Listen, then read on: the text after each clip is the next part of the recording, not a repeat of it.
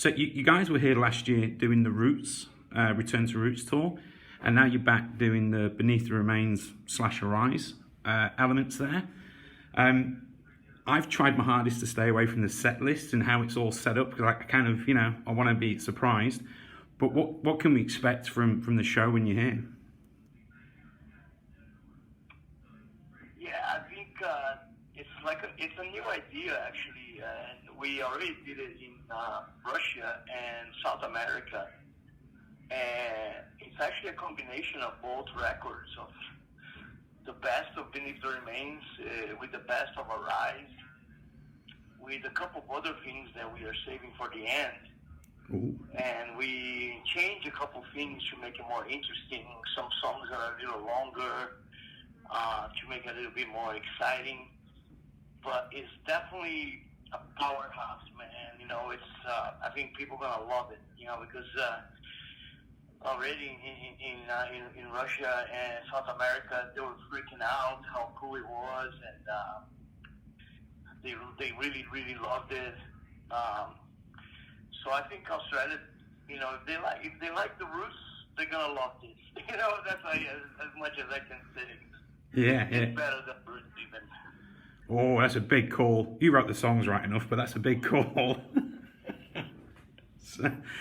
Yeah, but man, it's just how it is. Like, those records, they were really cool, man. The era. I think, speaking as a fan, I think that kind of call it the golden era of death thrash metal, Yeah.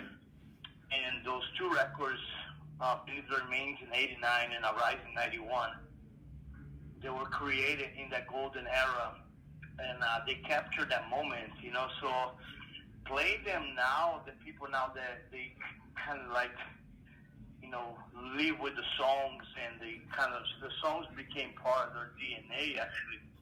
Yeah. And we get to play that stuff live. It's just better than before. It's kind of hard to describe in words, but the nostalgic feeling is very strong, and you can help but mentally kind of go back to that time and remember the era, and so it's great, man. It's a really special thing. I don't know how much of those we're gonna make, but I really, really love it. And like I say, to me, it's even stronger than the Roots. Just the way the songs are, this kind of music, this kind of stuff, live, is even more powerful than the Roots one. So I think people are gonna really love it. Well, there's a whole generation of people who haven't seen them songs played live with your voice. So I saw you guys back in the early '90s. So I'm having my nostalgia thing, as you mentioned. But even on the Roots tour last year, when you played "Desperate Cry," it was just you and Igor. The rest of the band weren't there, and you could tell straight away that there's a lot of old school fans who want to hear them sort of stuff. And it's great because Igor's drumming is incredible. He's still an amazing, unbelievable drummer. And I do my best. The vocals are still there. They're still hanging there. And, it's just fun, man. It's a fun show. And I think, we work very hard on the set list. We rehearsed for a long time. And now we got it down to precision. It's a perfect set list. It flows from one song to the other, and then we go right to, it goes from Beneath the Remains. There's a transition that goes then to Arise. Yeah. And it's just cool that also that order, going from Beneath the Remains to Arise, because it's kind of like how those records were done. They were done one after the other. And when you play them live like that, you kind of feel the record getting better, So the Beneath the Remains part is awesome, but when Arise kicks in, it gets even better with stuff like that, Embryonic Cells and Desperate Cry. That's when the real fire starts, and it's just great, man. It's just a lot of fun, and we are actually doing a really, really good job of playing them as close to the originals as it can be, with the same heart, with the same feeling that those songs had when we wrote them in the 90s. Yeah, cause one of my favourite moments, whenever I'm bored in a meeting and I switch off, my mind always goes to that breakdown in Dead Embryonic Cells, and that's my saviour. That's what gets me through boring meetings at work. So thank you. Yeah, those parts were really fun. We used to do those a lot, and it was always like, what can we put in a song to make it more exciting, or you're gonna have a part where everything's gonna go, the crowd's gonna go crazy, and that Embryonic Cells was one of those where you kind of played the whole song just waiting for that moment, for that riff to arrive, Yeah. That breakdown. So those were born for that necessity of an insane breakdown part in the middle of a song, and we live for that, so it was kind of like the art of making songs that had those things in it, had those parts in it. So when we play live, we lose our minds when those parts come in, Yeah. And you do today, it's great. It's just a phenomenal transition when it gets you into that part. It's just like, it's really, really great. And no matter how much time passes by, when you play that, it's always that part, always gets people, always draws the crowd in. It's always amazing. Well, the music's timeless. I mean, you listen to some music from back then, and the production values make the record sound old. But certainly both Beneath the Remains and especially Arise, they still sound vibrant today. I mean, you play that to kids today, and they're like, wow.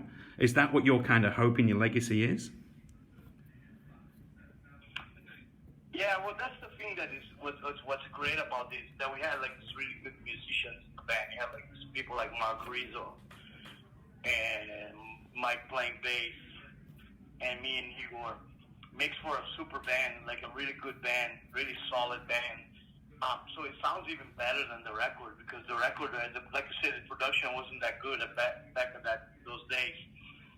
But now we have this sound of it, and we play live, and it's super fucking loud. Yeah. It's heavy as fuck, man. It's so killer. It's really good, and so it's kind of like it gave. It's like a new birth, it's like a new meaning to those.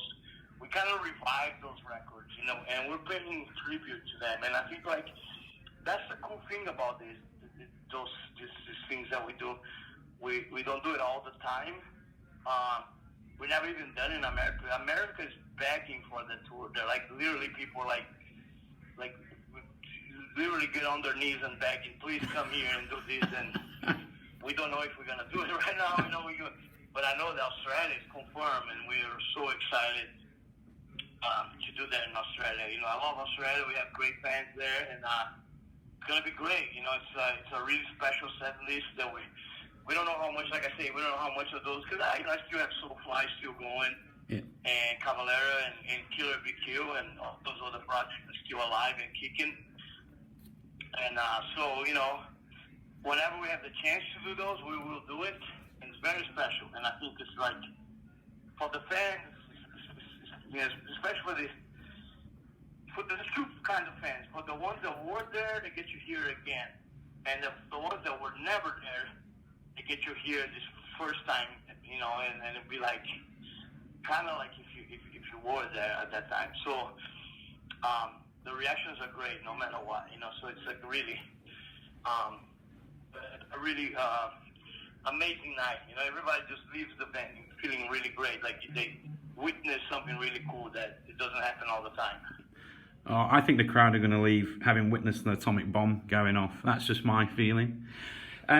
You see, you've done the Roots one, and now you're doing the Horizon Beneath the Remains. When are you going to do a KSAD one? Eventually, I think the plan is to actually. Hopefully, even the old ones, even Morbid Visions at some point. Bestial Devastation, yeah. can do both of those two together, actually. So it'll be similar to Beneath the Remains and Arise. And Chaos AD, I think, should be on his own because it's like it was a special record that we create, you know. I think eventually we'll get to that, but you know, there's no hurry and there's no time, time limit or anything like that. Yeah. We just kind of like roll with it, you know. Like right now, we started doing this last year and it was great and people love it, and we wanted to kind of keep doing it a little more. And the idea came to do Australia. We're like, fuck yeah, let's do it, you know. Like, sounds really cool. I just finished a Soulfly US tour. I saw that, yeah. Here in America, and it was really good. Really, a lot of good shows, and so it's kind of fun to actually kind of go back and forth with the projects, you know. So now we go back to Australia with this hybrid of Arise and Beneath the Remains, and then later on, there's like festivals for us in Europe for Soulfly. There's more stuff coming up, more US headline tours. But yeah, like I say, it's really fun to do this thing, and I'm really glad we're doing it. Like you've mentioned there that you obviously, look, you do so many stuff, whether it's Cavalera Conspiracy. I was at your first Killer Be Killed shows that you played in Australia a few years ago. You've got the Soulfly as well. There's one band you haven't mentioned, and I know that they done stuff last year, Nailbomb. What's the future in regards to Nailbomb? Nailbomb is kind of like the same thing. It's another special, one of those special events that we kind of do it. It involves all, both of my kids, Zion playing drums and Igor playing keyboards and doing Alex's part. And it was really great. In fact, we did like 20 shows in Canada. I never done so many shows in Canada, like in the Nailbomb tour. Yeah. And it was a lot of fun. So eventually, you know, hopefully we can also bring that to Australia one day, you know, like, because it was really cool and it was really fun. There's no solid plans for that right now, but I think it's that kind of that Point Blank record, the one we did.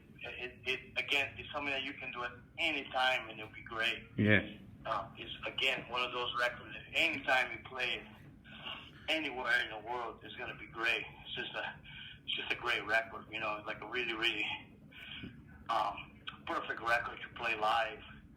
And so, you know, we kind of like keep the options open and see what, you know. It's a lot depends on planning, and you know, I have a lot of Soulfly touring also to do. With Ritual just came out, and you know, like eventually we're gonna do some more, you know, Killer Be Killed. So all those things we gotta do it, but you know, eventually we'll find time for all of it, and I'm just glad we're doing it. Arise and Beneath the Remains in Australia. I'm glad that got booked in. Same. It's gonna be really great. It's gonna be really fun. Last question, because I know you're running a bit over time. So last question I'll ask you is, how does it feel to be known as the godfather of Brazilian heavy metal? It's nice, man. You know, there's a good vibe on it. I go to South America a lot and really well appreciative of the fans there. You know, they really show their appreciation for everything we've done. Everything I've done for Brazil and for South America, put it in the map, you know, so it's like, you know, it feels good. It's a really an honor. It's an honor to be called that, and you know, like, I don't want to let my fans down, so that's why I keep doing all these things that I do.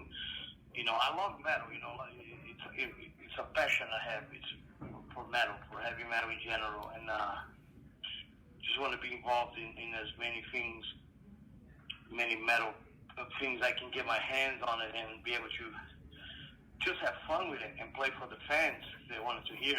That's what I'm here for.